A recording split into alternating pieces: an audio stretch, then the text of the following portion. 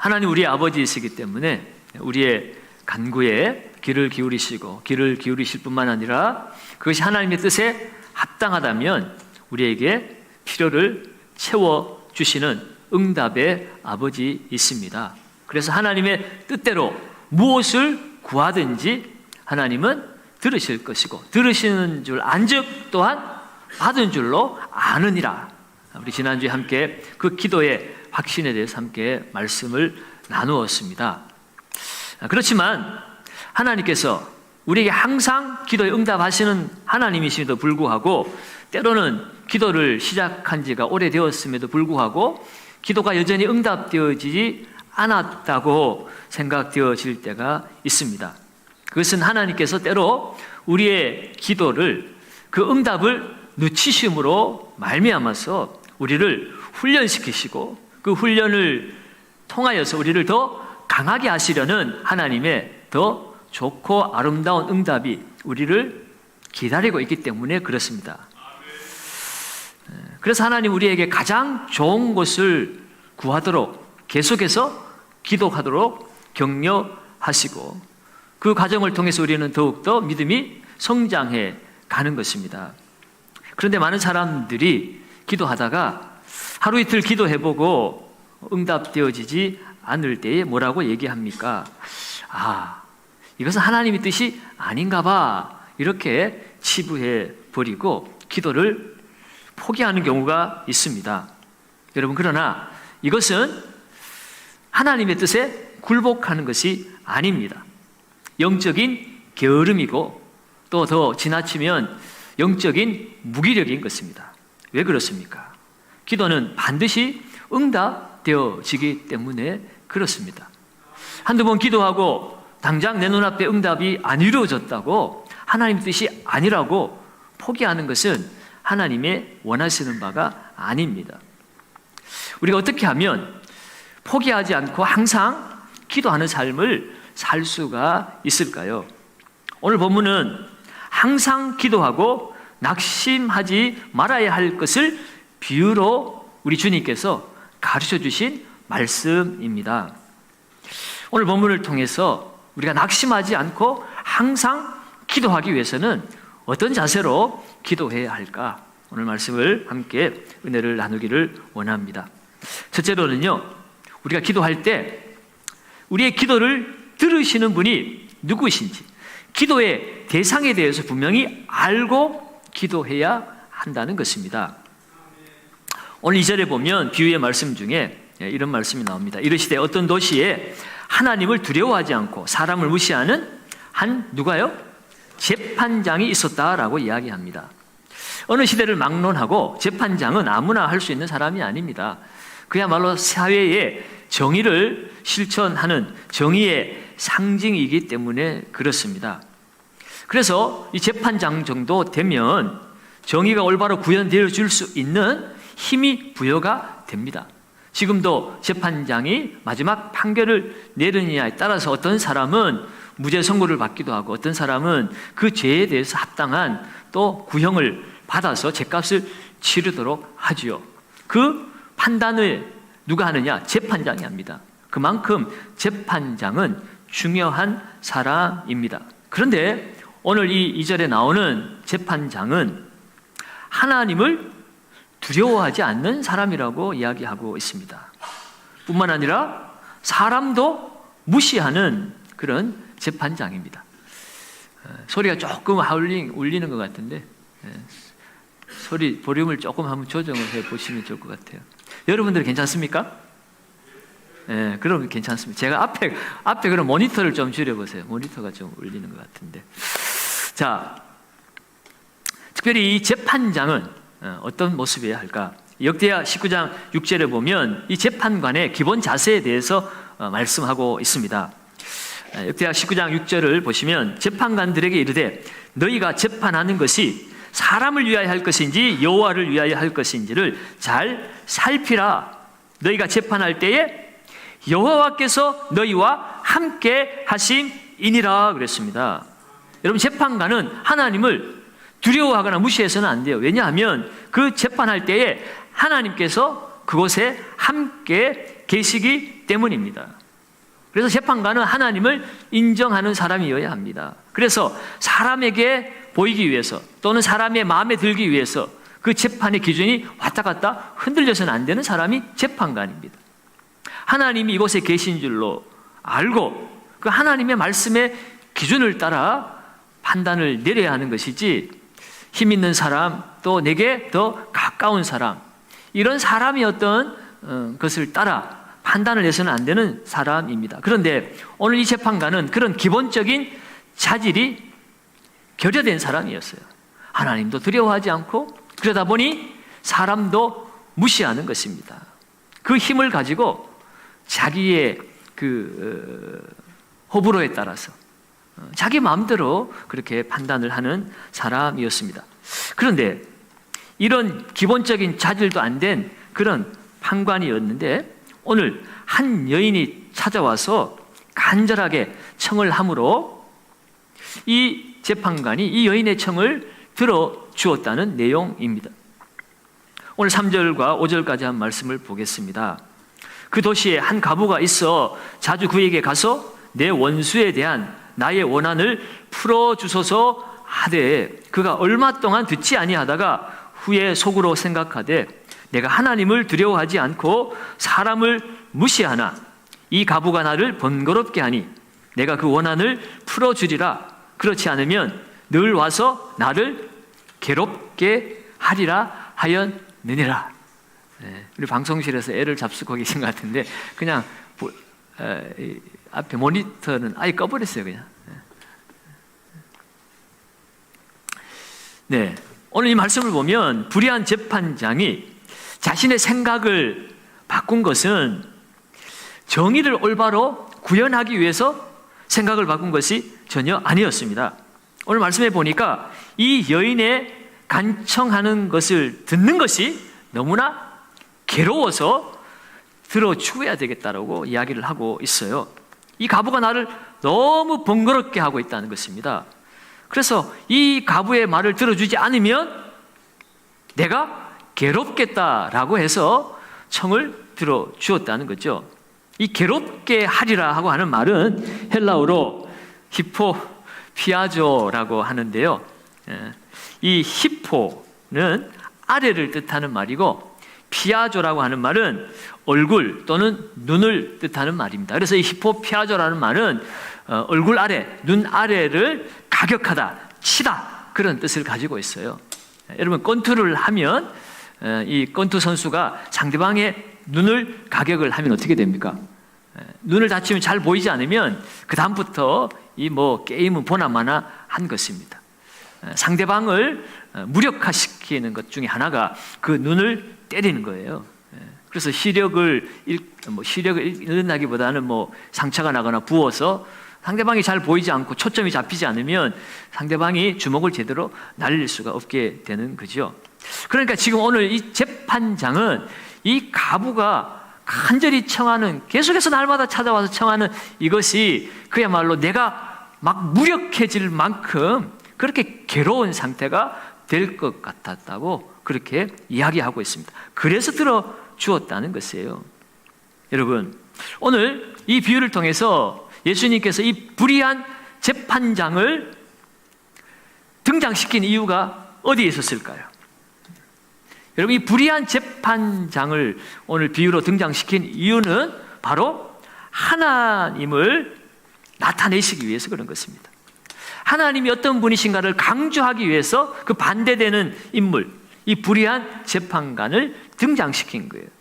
재판관이 불의하면 불의할수록 그 말씀을 듣고 있는 이 청중들에게는 공의로우신 하나님에 대해서 더 깊이 생각하고 더 또렷하게 하나님의 공의가 각인되어지는 거예요. 아, 이 세상의 재판관은 불의하구나.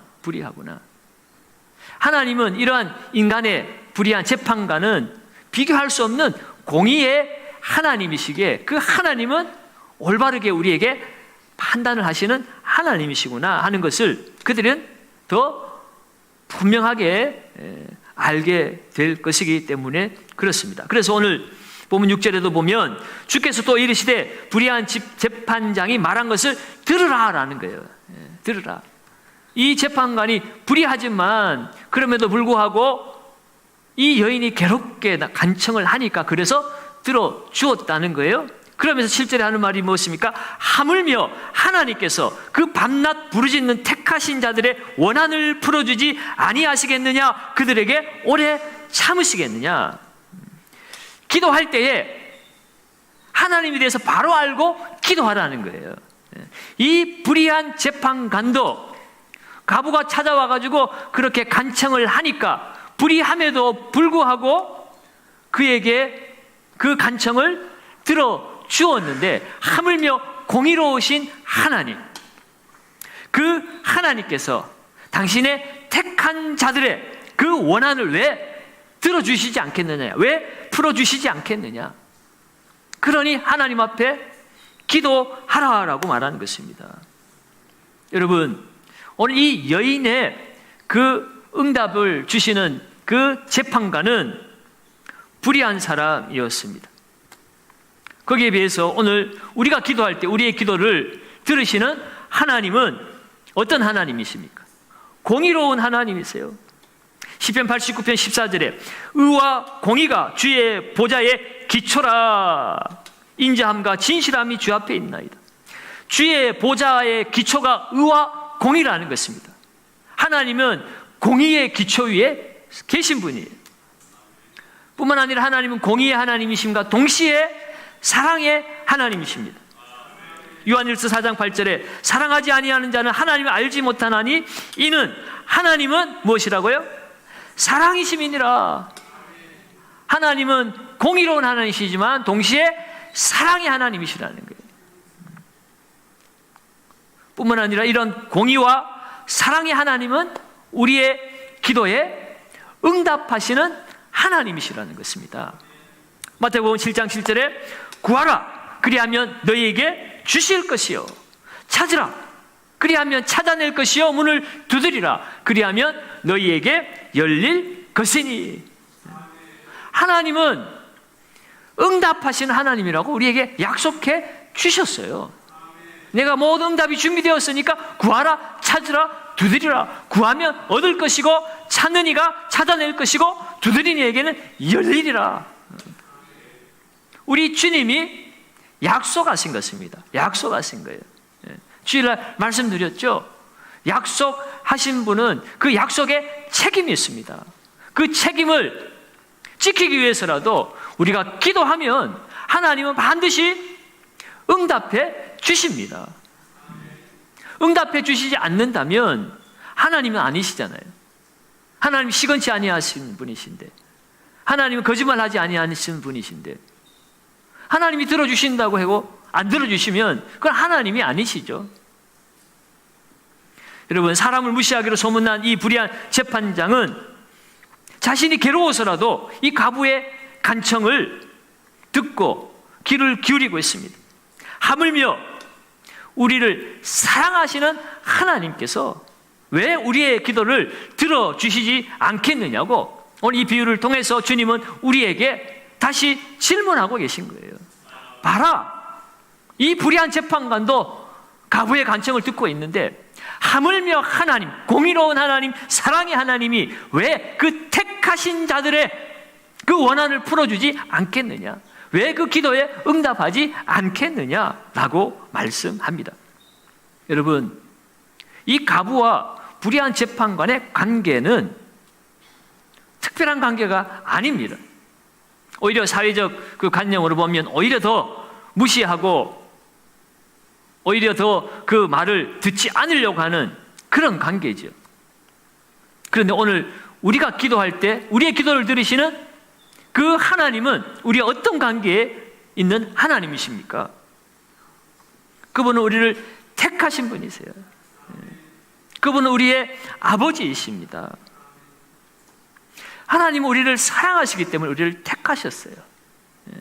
에베소 1장에 보면 우리를 예정하시고 우리를 선택하신 이유가 하나님이 기쁘신 뜻과 그 사랑 가운데서 우리를 택하셨다고 말씀하고 있잖아요. 오늘 말씀에도 하나님께서 택하신 자들의 그 원한을, 그 기도를 어찌 들으시지 않겠느냐? 왜 오래 참겠느냐? 말씀하고 있습니다. 여러분, 오늘 우리는 우리의 기도를 들으시는 분이 공의로우신 하나님, 사랑의 하나님, 우리의 기도에 응답하시는, 우리를 가장 사랑하시는 하나님이신 것을 우리가 알아야 합니다. 그래야 우리가 계속 기도할 수가 있어요. 창조주 하나님이 세상 사람과 같지 않고 나를 가장 사랑하시고 나를 택하신 하나님이라고 하면 우리가 왜 계속 기도를 안 하겠습니까? 기도를 당연히 해야 되죠. 두 번째로, 오늘 우리가 기도할 때 기도하는 자신이 어떤 존재인지를 알고 또한 기도해야 됩니다. 내 기도를 들으시는 그 하나님이 어떤 분이신지 알고 기도하는 것도 중요하지만 또한 기도하는 내가 어떤 사람인지를 알고 기도하는 것도 중요합니다. 오늘 이 기도하는 사람, 오늘 간청하는 사람 비유로 말씀한 겁니다. 우리의 기도를 지금 비유로 하는 거잖아요. 오늘 이 간청의 주인공은 혼자 된 여인이었습니다. 오늘 3절에 보면 그 도시에 한 가부가 있어 라고 말하고 있죠. 가부는 사회적으로 경제적으로 약자입니다. 아무런 힘이 없는 여인입니다. 여성의 인권이 많이 개선되었다고 하는 오늘 이 시대에도 여성 혼자 살아가기가 만만치 않은 그런 사회입니다. 하물며 예수님 당시에 여자는 사람 취급도 안 했어요. 사람 숫자 셀 때에 그 숫자에 넣지도 않았던 존재입니다. 그런 가부가 예수님 당시에 살아간다는 것이 얼마나 괴로운 일이었을까 미루어 짐작할 수가 있습니다. 그래서 성경은요, 이 소외된 자들, 약자들, 고아와 가부들을 보호하고 그들의 피해를 주지 않게 여러 가지 법들을 만들어서 보호하게 하셨습니다.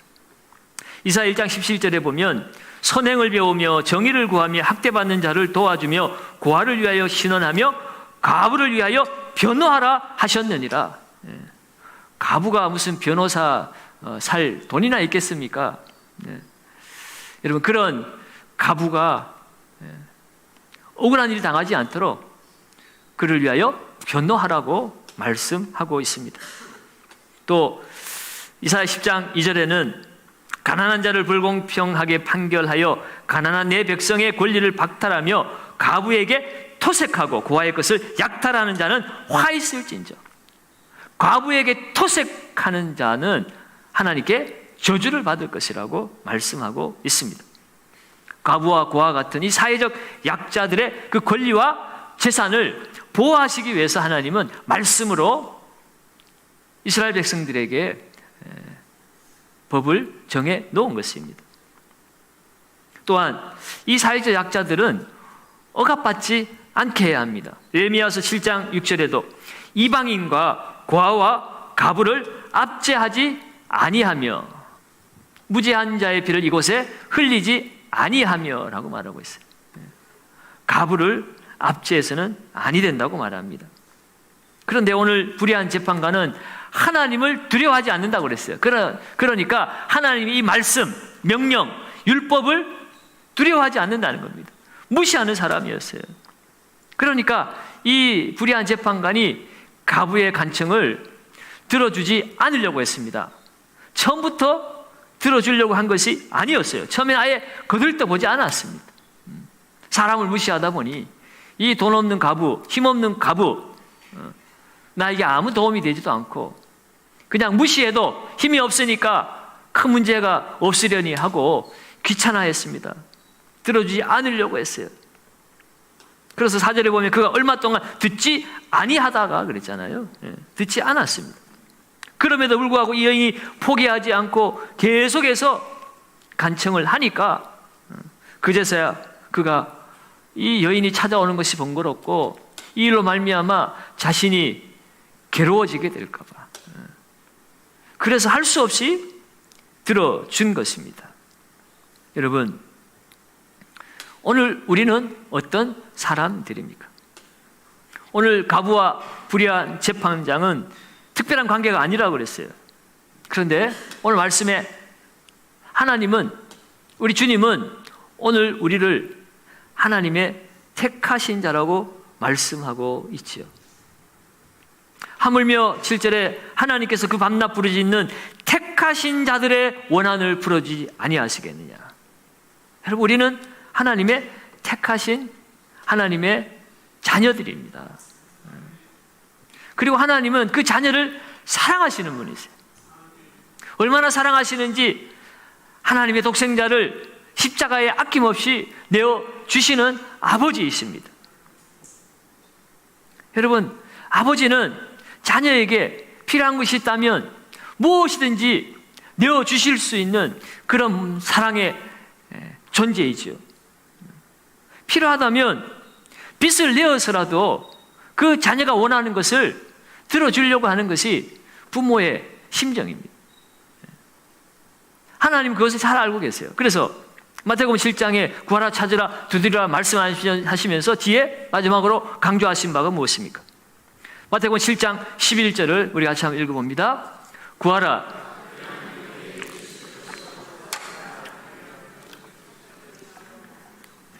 11절 읽습니다.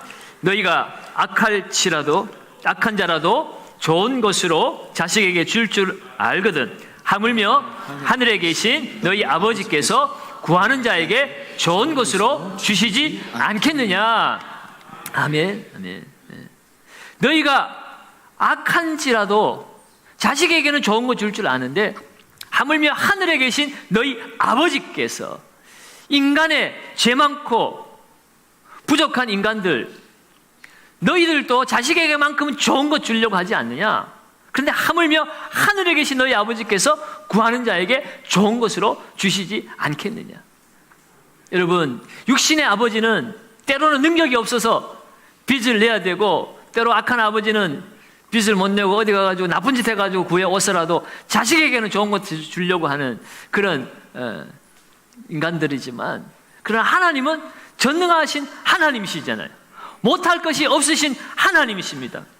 하나님이 마음만 먹으면 우리에게 주시지 못할 것이 없으신 하늘 아버지세요. 여러분, 불의하지도 않으세요. 사랑의 하나님이시며 전능하신 아버지이십니다. 그분이 우리의 아버지시라면, 여러분, 우리가 왜 계속해서 기도하지 않겠습니까? 왜 기도하다가 포기합니까? 우리는 하나님의 약속을 소유한 사람들입니다.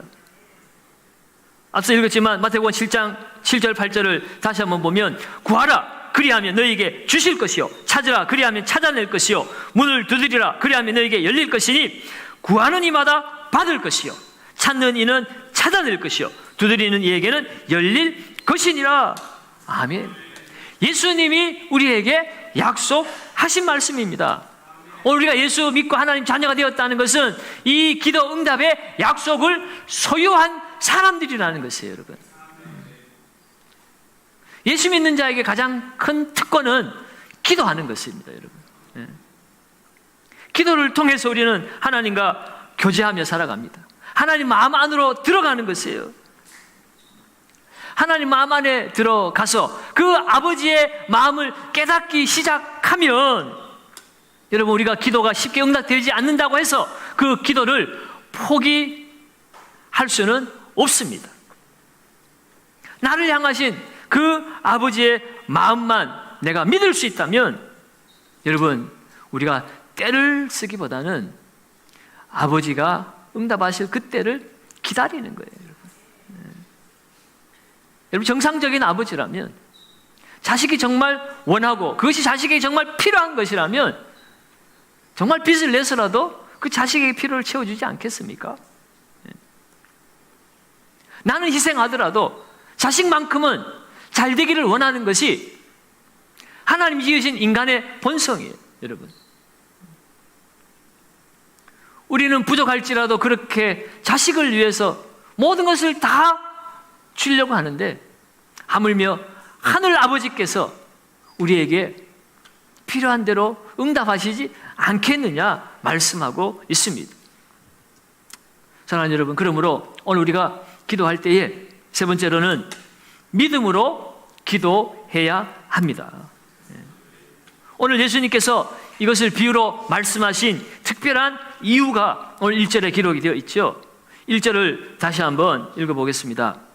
예수께서 그들에게 항상 기도하고 낙심하지 말아야 할 것을 비유로 말씀하여. 오늘 이 비유를 말씀하신 이유는 그들에게 항상 기도하고 낙심하지 말아야 할 것을 가르치기 위해서였다는 것이에요. 기도하다가 내 시간표대로 응답이 되지 않는다고 해가지고 낙심하지 말라는 거예요. 포기하지 말라는 것입니다.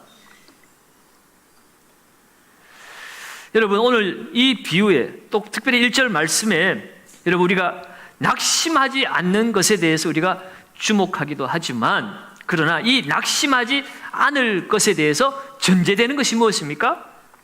항상 기도하고 낙심하지 말아야 된다는 것입니다. 기도를 항상 할 때에 낙심하지 말라는 거예요. 기도도 안 하면서 낙심하는 거, 그거는 당연히 그럴 수밖에 없습니다. 기도 안 하고 하나님 의지하지 안 하고 이 땅을 내 마음대로 살아가는데 낙심하지 않을 이유가 없어요. 세상은 우리를 괴롭게 하고 세상에 우리가 우리의 힘으로는 감당할 수 없는 것들이 너무나 많기 때문에 당연히 낙심하게 되어 있습니다. 그런데 기도하면서도 낙심할 때가 있다는 거죠. 그런데 항상 기도하고 낙심하지 말 것을 우리에게 강조하고 있습니다. 그래서 오늘 이 여인의 인내가 부각되죠. 이 재판장이 들어주지 않으려고 했지만 계속해서 간청을 하는 것입니다. 오늘 7절 말씀에도 하물며 하나님께서 그 밤낮 부르짖는 택하신 자들의 원한을 풀어주지 않겠느냐. 밤낮 부르짖는다는 건 뭡니까? 항상 기도한다는 거죠. 여러분, 오늘 항상 기도하는 것은 중요합니다. 항상 기도하면 반드시 결실이 맺어지기 때문입니다. 그러나 항상 기도한다는 것이 참 쉽지는 않습니다. 그래서 오늘 예수님은 8절 말씀에서 하반절에 이런 말씀을 하시죠. 그러나 인자가 올 때에 세상에서 무엇을 보겠느냐고? 믿음을 보겠느냐라고 말씀합니다. 여러분, 인자가 올 때는 무슨 말씀입니까? 예수님께서 다시 오실 때, 예수님의 재림의 때를 말하는 것입니다. 그리고 그때는 이 세상의 종말의 때를 말하는 것이에요. 이 17장에서도 보면 마지막 때에 일어날 일들에 대해서 이야기를 하고 있습니다. 그 연장선상에서 오늘 이 말씀이 우리에게 주어진 것이거든요. 여러분, 오늘 우리가 열심히 기도하고 항상 기도하며 나아가야 합니다. 그런데 여러분, 오늘 그 기다림이 길어지면 길어질수록 때로는 낙심할 때가 있다는 것입니다. 오늘 예수님은 바로 그 마지막 주님이 재림하실 때 그때까지 우리가 믿음을 지키며 나아갈 때에 그 믿음을 지키는 것이 쉽지 않음을 우리 주님은 알고 계시기 때문에 오늘 이 말씀을 하시는 거예요. 인자가 올 때에 믿음을 보겠느냐, 이 말은 주님이 언제 오실지 모르고, 그러니까 그 기한이 너무나 우리가 기다리기가 어려우니까 믿음을 포기해라, 그 말이 아니죠. 오히려 반대의 말씀입니다. 기다림이 길어질지라도 끝까지 믿음으로 기도하라는 것이에요. 항상 기도하고 낙심하지 말라는 것입니다. 낙심하지 말라는 이 말은 헬라어로 에카케오라는 말인데 약하게 되는 것, 활기를 잃는 것을 의미합니다. 여러분, 신앙생활의 적이 바로 이 낙심입니다. 신앙생활의 활력을 잃어버리는 거예요. 우리의 믿음이 약해지는 것은 바로 이 낙심 때문입니다. 그것이 사람 때문에 낙심할 때도 있고, 건강 때문에 낙심할 때도 있고, 내가 원하는 어떤 물질이나 아니면 내가 원하는 어떤 진로나 이런 것이 내 시간표로, 내 뜻대로, 내 계획대로 안 이루어질 때에 그때 우리는 이 낙심이라고 하는 것들이 우리 마음에 찾아옵니다. 이런 것은 영적 싸움이에요. 낙심은 악에게 굴복하는 것입니다. 낙심은 하나님의 것이 아니기 때문에 그렇습니다. 원수 마귀의 것이기 때문에 그래요. 오늘 주님께서 이 종말 시대를 살아가는 우리들에게 이 비유의 말씀을 들려주고 계십니다. 여러분, 종말의 때 항상 일상생활 속에서 우리는 주님을 잊어버리고 살아갈 때가 많습니다. 17장에도 보면 27절에도 28절에도 노아의 때, 그리고 롯의 때, 그때 사람들이 시집가고 장가가고 먹고 마시고 그러다가 물로 불로 다 심판을 받고 멸망을 당했다는 것입니다. 여러분, 오늘날 우리들의 문제가 무엇이냐 하는 거예요. 노아의 때, 롯의 때 그 사람들은 종말이 이르렀음에도 불구하고 그들은 지금 종말이 이르렀음을 전혀 감지하지 못하고 있었어요. 그냥 먹고 마시고 일상의 삶을 살았다는 거예요. 여러분, 일상의 삶을 사는 것이 나쁜 것은 아닙니다. 중요한 것은 하나님을 바라보지 않고 살았다는 거죠. 평범한 일상 속에서 하나님을 인식하지 않고 살았다는 것입니다. 바로 믿음의 문제예요. 믿음의 문제. 먹고 마시는 것이 나쁜 것이 아니라 믿음이 없이 먹고 마시고 살았다는 것입니다. 여러분, 기도를 하느냐 안 하느냐의 문제가 아니라 누구를 향하여 기도하는가가 문제입니다. 어쩌면 모든 사람들은 다 기도하고 있지 않을까요? 마음에 간절히 뭔가 이루어지기를 바랄 때 그것이 그냥 내 마음의 어떤 자의식이든지 아니면 뭐 다른 힘 있는 사람의 도움을 구한다든지 아니면 어떤 또 다른 우상을 향하여 뭔가를 바라고 있다든지. 여러분, 오늘 우리가 누구를 의식하며 사는가는 참으로 중요합니다. 주님께서 우리에게 주님의 그 기도를 가르쳐 주셨어요. 주님의 그 기도의 핵심은 무엇입니까? 하나님의 통치입니다. 하나님의 임재입니다. 종말의 때를 살아가는 우리가 기도할 때 그 기도는 오늘 하나님이 우리 가운데 오셔서 임재하시고 하나님의 통치가 우리 가운데 이루어졌고 그리고 그 하나님이 나의 왕이심을 내가 인정하고 신뢰하고 그분을 의식하면서 이 땅 가운데 우리의 삶 속에 그 하나님 이름이 높여지고 하나님 영광이 나타나고 하나님의 나라가 이루어지기를 바라는 그것이 우리의 기도여야 한다는 것입니다. 그 기도를 하면서 우리는 낙심하지 말아야 할 것이라고 오늘 주님 우리에게 격려하고 있습니다. 사랑하는 여러분, 오늘 우리는 하나님에 대한 믿음을 가져야 합니다. 그리고 내가 하나님의 자녀라고 하는 내 자신에 대해서도 믿음을 가져야 합니다. 자녀의 기도를 아버지께서 반드시 들어주신다는 그 약속에 대한 믿음을 가져야 합니다. 주님은 오늘 우리에게 이 마지막 때에 믿음을 보겠느냐 하는 것이 바로 그런 내용이에요. 이 마지막 때를 살아가는 사람들이 오늘 저와 여러분들이 정말 하나님이 어떤 분이신가에 대한 믿음을 가지고 살아가는가, 그리고 내가 그 하나님의 자녀라고 하는 거기에 대한 분명한 의식과 믿음을 가지고 살아가는가, 그 아버지 앞에 자녀가 기도할 때 그 아버지가 반드시 응답하신다는 그 약속에 대한 믿음을 가지고 살아가는가, 마지막 때에 정말 이 믿음을 보겠느냐라고 말씀하시는 거예요. 주님은 오늘도 우리의 믿음을 보고 계십니다. 우리의 하나님, 그 하나님 자녀된 우리가 하나님 약속의 말씀을 믿고 항상 기도하고 낙심하지 말아야 한다고 오늘 우리에게 말씀하고 계신 것이에요. 사랑하는 여러분, 오늘 기도하다가 낙심하여서 그 기도의 손을 놓고 계신 분이 없으십니까? 그렇다면 오늘 스스로를 점검해 보시기 바랍니다. 내가 기도하는, 내 기도를 들으시는 하나님은 나에게 어떤 분이신가? 정말 하나님을 나의 아버지로, 나를 세상에서 가장 사랑하시고 나를 선택하시고 날 위하여 자기의 목숨까지 아낌없이 내어주시는, 자기의 자녀까지도 내어주시는 그 하나님이 내 기도를 들으시는 아버지라는 사실에 대한 분명한 믿음이 있는가? 나는 그분에게 선택을 받은 자녀라는 믿음이 있는가? 그리고 그 자녀에게 하나님이 무엇이든지 구하고 찾고 두드리면 얻을 것이고 찾아질 것이고 열어주신다는 믿음이 내 안에 있는가? 여러분, 그것을 점검해 보시면 우리는 다시 낙심하지 않고 항상 기도하며 나아갈 수가 있습니다. 여러분, 우리는 계속 기도해야 됩니다. 여러분, 기도를 시작하셨다면 그 기도가 응답될 때까지 해야 되는 것이고, 하나님의 뜻이 아니라는 분명한 하나님의 뜻이 나타날 때까지 기도해야 합니다. 기도는 포기해서는 안 됩니다.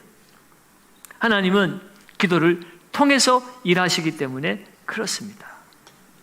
성경에 하나님의 사람들은 다 기도의 사람들이었어요. 왜요? 하나님은 하나님의 권능으로 하나님이 계획하신 바를 하나님이 스스로 다 이루실 수 있지만, 하나님은 하나님의 택하신 자들을 통해서 하나님의 구원 역사를 이루어 가시기 때문에, 사람은 그 스스로 그 하나님의 그 역사를 이룰 수 있는 능력이 없습니다. 그래서 하나님의 능력을 통하여 할 수밖에 없어요. 그런데 그 하나님의 능력이 찾아오는 통로가 기도라고 하는 것이에요. 말씀으로 하나님의 뜻을 알고 그 말씀이 성취될 수 있도록 그 성취를 시켜가시는 힘이 기도로부터 온다는 것입니다. 기도할 때에 성령이 임했어요.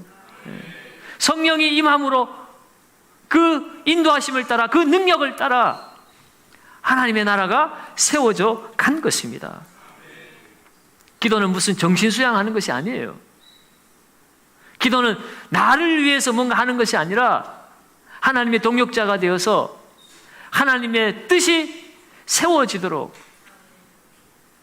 하나님께서 우리를 사용하시는 통로가 기도입니다. 그리고 행복은 나를 위해서 사는 삶에 행복이 찾아오는 것이 아니라 하나님의 영광을 위해서 살아가는 그 삶에 하나님이 나와 함께 하시고 나와 동행하심으로 말미암아 하나님께서 주시는 참된 평안과 기쁨 가운데 우리는 하나님의 영광을 경험하고 그 하나님께 영광을 돌려드림으로 말미암아 나는 행복하다라고 말할 수가 있는 것이에요. 우리는 하나님의 형상을 따라 지어진 영적 존재이기 때문에 그렇습니다. 지난주에 말씀드린 것처럼 내 영이 살아서 하나님과 풍성한 교제를 나누지 못하는데 내 혼과 육이 좋은 것 먹고 좋은 집에 산다고 해서 행복할 수는 없다는 거예요. 오늘 저와 여러분들은 기도를 통해서 하나님과 영적 교제를 누립니다. 기도를 통해서 하나님의 영광을 찾고 하나님께 예배를 드리는 거예요. 그 기도를 통하여, 말씀을 통하여 하나님이 우리에게 주어진 그 영광을 우리는 세상 가운데 전하며 살아가야 합니다. 그러기 위해서 우리는 항상 기도해야 돼요. 그래서 사무엘은 나는 기도를 쉬는 죄를 범하지 아니하겠노라. 기도를 쉬는 죄라고 했어요. 왜? 기도는 하나님을 떠나는 것이기 때문에 기도를 하지 않는 것이. 기도는 하나님과 함께하고 교통하고 교제하는 내 영이 살아나는 자리이기 때문에 기도를 쉰다는 것, 기도를 하지 않는다는 것은 나는 하나님을 떠나서 살겠다는 뜻과 다를 바가 없기 때문에 그래서 사무엘은 그것을 죄라고 이야기를 한 것입니다. 사랑하는 여러분, 항상 기도하시기 바랍니다. 항상 기도한다는 것은 눈에 보이지 아니할지라도 우리는 하나님 앞에 항상 깨어 있다는 뜻이기 때문에 그렇습니다. 그리고 낙심하지 마시기 바랍니다. 하나님의 응답에 고지가 가까웠습니다. 하나님의 응답이 되어지지 않는 것이 아니라 응답이 조금 더 가까워졌을 뿐이다.